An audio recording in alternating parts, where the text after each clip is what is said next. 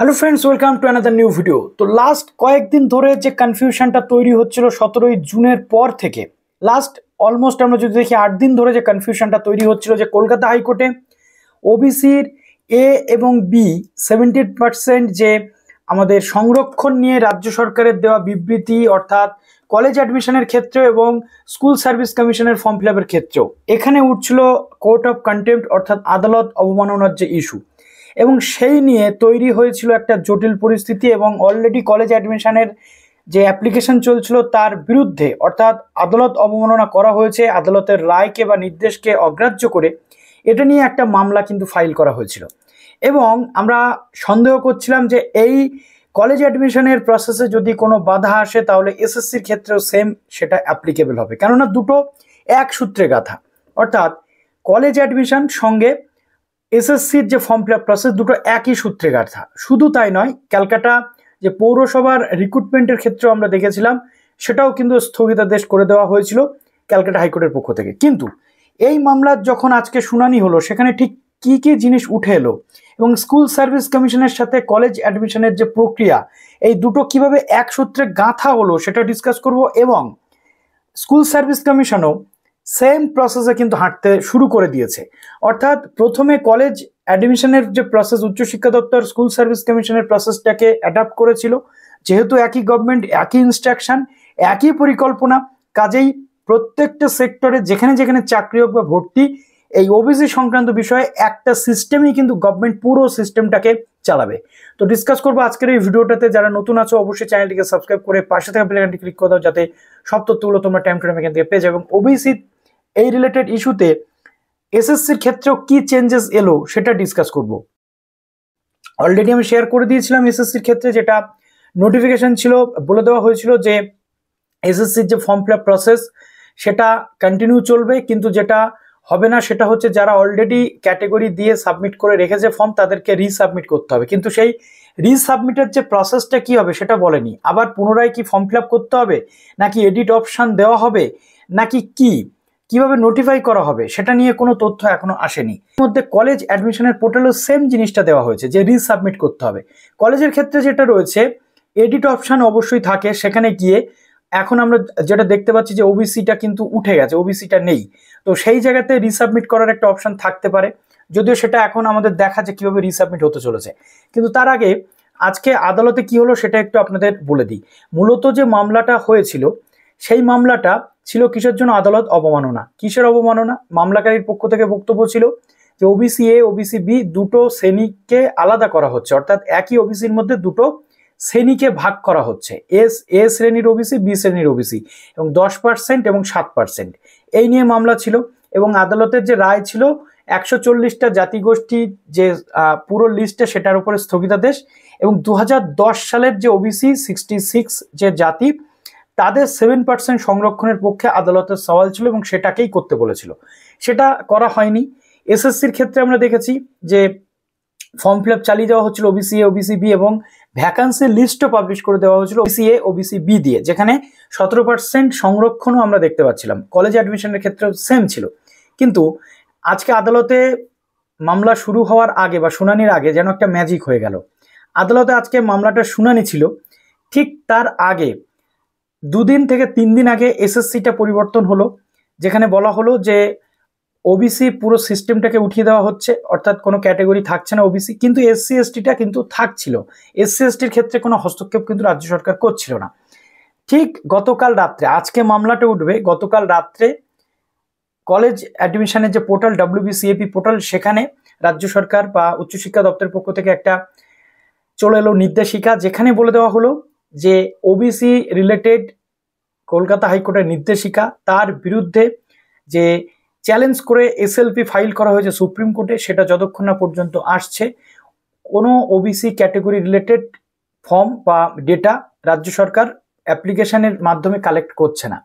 অর্থাৎ যারা ওবিসি দিয়ে ফর্ম ফিল আপ করেছে তাদেরকে পুনরায় রিসাবমিট করতে হবে। তৃতীয় বা চতুর্থত রয়েছে, এর পরবর্তীতে এই পুরো লিগাল প্রসিডিংসগুলো যখন শেষ হবে তখন আবার যারা ওবিসি হিসেবে গণ্য হবে আদালতের নির্দেশ অনুযায়ী, তখন তাদেরকে একটা আলাদা সিস্টেমের মাধ্যমে তাদের ওবিসি ক্যাটেগরিটাকে তাদের যে সুযোগ সুবিধা সেটা দেওয়া হবে এবং তারা ওবিসির জন্য আবার অ্যাপ্লাই করতে পারবে একটা লিঙ্কের মাধ্যমে। অর্থাৎ এখানে ফর্ম ফিল আপ ধরো হয়ে গেল, পরবর্তী ক্ষেত্রে ওবিসি যারা থাকবে তাদের জন্য উইন্ডো ওপেন করা থাকবে, সেখানে তারা নিজেদের যে ওবিসি কাস্ট এবং সার্টিফিকেট সেটা সাবমিট করতে পারবে। এটা গতকাল রাত্রে বলে দিল। কিন্তু আন্ডার মেনটেনেন্স চলে গেল ওয়েবসাইট, ঠিক যেমন এসএসসির ওয়েবসাইট আন্ডার মেনটেনেন্স ছিল, তেমনিভাবে ওবিসির যে পুরো সিস্টেমটাকে যাতে চেঞ্জ করা যায় তার জন্য সাইটটা চলে গেল মেনটেনেন্স। কোন সাইট? কলেজ অ্যাডমিশনের। এসএসসির যে সাইটটা ছিল, এসএসসির সাইটে আমরা দেখতে পাচ্ছি এখন শুধুমাত্র এসসি এসটিটা মেনশন করা রয়েছে, 200 টাকা ফর্ম ফিল আপের চার্জ, এবং বাদ বাকি অল ক্যাটেগরি একসাথে করে দেওয়া হয়েছে, লাইক ইডব্লিউএস জেনারেল সবাইকে একসাথে করে ফর্ম ফিল আপ করানো হচ্ছে 500 টাকাতে। তেমনি ভাবে কলেজ অ্যাডমিশনের পোর্টালেও কিন্তু এই চেঞ্জেসটা কি আসবে সেটা নিয়ে আমরা অবাক ছিলাম। পোর্টাল হয়ে গেছিল অফ। আজকে দুপুর 2টোর সময় ঠিক মামলার শুনানি শুরু হওয়ার আগেই চলে এলো ম্যাজিক। এত সুন্দর চালাকি দ্বারা পুরো সিস্টেমটাকে করা হলো, যেখানে যারা মামলাকারী ছিল তাদের রীতিমতো বুমেরাং হয়ে গেল সবকিছু। কিরকম? রাজ্য সরকারের পুরো যে সিস্টেমটা লাস্ট 24 ঘন্টার থেকে মামলা শুরুর 1 ঘন্টা আগের মধ্যে বাজিমাত করে দিয়েছে পুরো সিস্টেমটাকে। কিভাবে? আদালতে মামলা হয়েছিল কি কি নিয়ে? ওবিসি এ ওবিসিবি মেনশন আছে। ওবিসি যে আদালত অবমাননা করে ওবিসি এ ওবিসি বি কে সুযোগ সুবিধা মানে শ্রেণীবিন্যাস করে কাজ করা হচ্ছে। ঠিক 1 ঘন্টা আগে কলেজ অ্যাডমিশনের পোর্টাল ওপেন হলো, যেখানে আমরা দেখলাম যে টোটাল কলেজের যে সিট ম্যাট্রিক্স ছিল, কিসের seat matrix? OBC OBC B SC ST সমস্ত কিছু, সেই পুরো সিস্টেমটাকে উড়িয়ে দেওয়া হলো। দিয়ে শুধুমাত্র ক্যাটেগরির যে জায়গাটাকে একদম আউট করে দেওয়া হলো। এখন কলেজ অ্যাডমিশনের যে রেজিস্ট্রেশন চলছে সেখানে আপনি কোনো ক্যাটেগরি দেখতে পাবেন না, অর্থাৎ SC ST OBC PWD EWS কিচ্ছু আপনারা দেখতে পাবেন না। যেটা দেখতে পাবেন সেটা কি? প্লেন একটা ফর্ম, জাস্ট ওইখানে কোনো জায়গায় থাকছে না। ঠিক আদালতে রাজ্যের অ্যাডভোকেট জেনারেল থেকে শুরু করে যিনি কল্যাণ বন্দ্যোপাধ্যায় রয়েছেন, তিনি প্রডিউস করলেন রাজ্য সরকারের পক্ষ থেকে বিষয়টাকে, যে জন্য মামলা হয়েছিল কন্টেম্প্ট অফ কোর্ট বা আদালত অবমাননা, এমন কোনো কিছু তো হচ্ছেই না। আমরা সব ফিক্স করে দিয়েছি, আমরা সব ঠিক করে দিয়েছি, আমরা কোনো ক্যাটেগরি রাখিনি। যতক্ষণ না পর্যন্ত সুপ্রিম কোর্টের কোনো নির্দেশ আসছে ততক্ষণ পর্যন্ত আমরা কোনো ক্যাটেগরি ভাগ করছি না, কোনো কিছু করছি না। এখন সবাই ভর্তি হতে পারবে, সমস্ত প্রসিডিংস চলবে। লিগাল প্রসিডিংস শেষ হলে যারা যে ক্যাটেগরিতে থাকবে তাদেরকে সেই ক্যাটেগরিতে ভাগ করে দেওয়া হবে। এখন আমরা সবাইকে ভর্তি নিচ্ছি, অর্থাৎ কোনো ভাগ করছি না ক্যাটেগরি। এবং আমরা যেটা দেখতে পাচ্ছি যে কলেজ অ্যাডমিশনের পোর্টালে এসসি এসটি ওবিসি তো নেই, ওবিসি তো উঠে গেছে, কিন্তু এসসি এসটি পিডব্লিউডি সেটাকেও তুলে দেওয়া হয়েছে। অর্থাৎ এখান থেকে মামলাকারীদের উদ্দেশ্যে রাজ্য সরকারের যারা আইনজীবী ছিলেন তারা বললেন যে যারা মামলা করেছেন তারা কোনো রিসার্চ করে আদালতে আসেন না। দেখুন আমরা সব ঠিক করে দিয়েছি, ন্যাচারালি সত্যি ঠিক হয়ে গেছে সবটা। এবার বিচারপতিদের যে পর্যবেক্ষণ, বিচারপতিরা বললেন মামলাকারীদের যে দেখুন এখন তো আর আদালত অবমাননার কোনো প্রশ্ন উঠছে না, তার কারণ অলরেডি যে মামলাটা আমরা এখান থেকে নিষ্পত্তি করে দিয়েছিলাম সেই মামলাটার বিরুদ্ধে সুপ্রিম কোর্টে গেছে রাজ্য সরকার। সুপ্রিম কোর্ট খুললে বা সুপ্রিম কোর্টে সেই এসএলপির কি নির্দেশ আসছে সেটা নিয়ে আমরা দেখব। সুপ্রিম কোর্ট এখন যদি আমরা এই ফর্ম ফিল আপ বন্ধ করি বা এতে কোনো হস্তক্ষেপ করি তাহলে সুপ্রিম কোর্ট এতে হস্তক্ষেপ করতে পারে। কাজেই আগে আমরা দেখব যে সুপ্রিম কোর্টের পক্ষ থেকে 17ই জুনের যে রায় ছিল কলকাতা হাইকোর্টের বা অর্ডারের, সেটা স্থগিত হচ্ছে কিনা, অর্থাৎ 140টা স্থগিতাদেশ কলকাতা হাইকোর্টের ছিল সেটাকে সুপ্রিম কোর্ট স্বীকার করছে নাকি অস্বীকার করে সেটার উপরে স্থগিতাদেশ দিচ্ছে। যদি সেই 140টা এ এবং বি ভাগ করাকে সুপ্রিম কোর্ট মেনে নেয় তাহলে তো আর কোনো কথা নেই, কিন্তু যদি না মেনে নেয় বিচারপতিদের বক্তব্য হচ্ছে পরবর্তী ক্ষেত্রে দেখা হবে এবং হলফনামা দিতে হবে, এবং পরের যে মেরিট লিস্ট হোক বা যাই হোক রিক্রুটমেন্টের ক্ষেত্রে এসএসসি হোক বা যাই কিছু রিক্রুটমেন্ট হোক সেক্ষেত্রে 2010-এর যে 7% এবং 66 শ্রেণী সেটাকে নিয়েই রাজ্য সরকারকে কাজ করতে হবে। এবং 2010 সালে যারা বৈধ ওবিসি বলে এখনো গণ্য তাদের যাতে অধিকার বা তাদের যাতে বঞ্চনা না হয় তার জন্য রাজ্য সরকারকে হলফনামা দিতে হবে, এবং মামলাকারীরা যেটা প্রসেস করছে তাদেরকেও হলফনামা দিতে হবে। এবং তার জন্য পরবর্তী 4 জুলাই বিকেল 3টের সময় নেক্সট হিয়ারিং কিন্তু রাখা হয়েছে। এবং আমরা যদি দেখি যে সুপ্রিম কোর্টে এখন সামার ভ্যাকেশন চলছে, সেই ভ্যাকেশন শেষ হলে এই কেসে শুনানি হওয়ার কথা যেটা এসএলপি, কিন্তু তার আগে যেহেতু এটা স্পেশাল ম্যাটার তার আগে শুনানি কিন্তু হতে পারে। এবার 4 জুলাই, তার পরবর্তীতে 6 জুলাই কলেজ অ্যাডমিশনের যে মেরিট লিস্ট সেটা রয়েছে। এখন প্রশ্ন হচ্ছে, মামলাকারীরা বলেন যে ওবিসি টোটাল ক্যাটেগরি বা কোনো ক্যাটেগরিকে যদি না রাখেন বা ওবিসিকে যদি না রাখেন, তাহলে মেরিট লিস্টটা কিভাবে তৈরি হবে।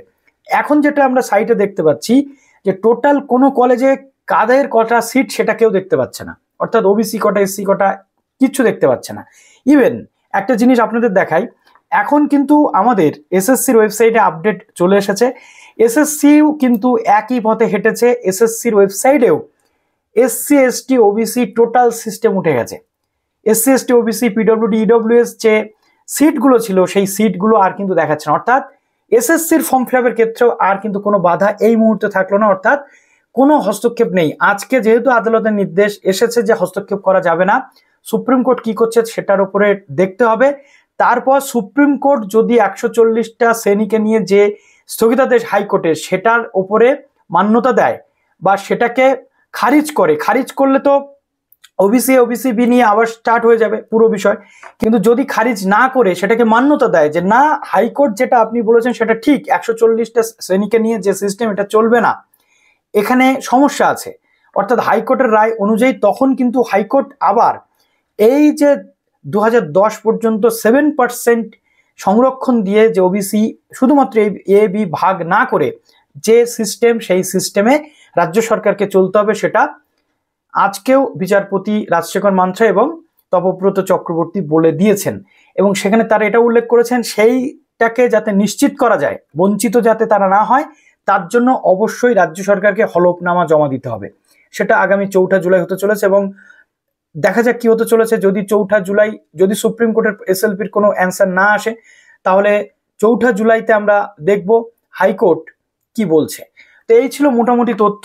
এখন আর ফর্ম ফিল আপের কোনো প্রবলেম নেই, কিন্তু কলেজ অ্যাডমিশনের ক্ষেত্রে শুধু সংরক্ষণের প্রশ্ন, সিটের প্রশ্ন। কিন্তু এসএসসির ফর্ম ফিল আপের ক্ষেত্রে যেটা আসবে সেটা হচ্ছে বয়সের প্রশ্ন। কেননা ওবিসি ক্যান্ডিডেটগুলোর বয়সের ছাড় রয়েছে 3 বছর করে। অনেক ক্যান্ডিডেট আছে যাদের 43 বছর বয়স হয়ে গেছে, তারা কিন্তু এই 40 বছরের যে সুযোগ বা বয়সের যে ছাড় 3 বছর সেটা পাবে না। এখানে উঠছে একটা প্রশ্ন। তো এই ছিল মোটামুটি আপডেট। এবং অলরেডি মামলাকারীরা এটাও বলেছেন যে সংরক্ষণ যদি না থাকে তাহলে বঞ্চিত হচ্ছেন ক্যান্ডিডেটরা। কিন্তু যেহেতু অ্যাডমিশন শুরু হয়নি, এটা শুধু ফর্ম ফিল আপ, ভর্তি প্রক্রিয়া শেষ হয়নি বা কলেজে ভর্তির জন্য সিট এখনো ফিল আপ হতে শুরু করেনি, তাই এটাকে কোনোভাবে আটকানো যাবে না বিচারপতিরা মনে করছেন। এবং মেরিট লিস্ট বা এই সংক্রান্ত বিষয় যদি এতদিন এসে যেত, ভর্তি যদি শুরু হয়ে যেত, পেমেন্ট যদি শুরু হয়ে যেত, সেক্ষেত্রে দেখা যেত বিষয়টা। সুতরাং এখন বঞ্চিতকরণের কোনো প্রশ্ন নেই, সবাই জেনারেল হিসেবে এখন ফর্ম ফিল আপ কিন্তু করতে পারবে, এটা বলা হয়েছে। তো এই ছিল তথ্য। তো চলো ভিডিওটা এখানে শেষ করলাম। যদি কোনো প্রশ্ন থাকে কমেন্টে জানাও। ভালো থেকো সবাই, বেস্ট অফ লাক।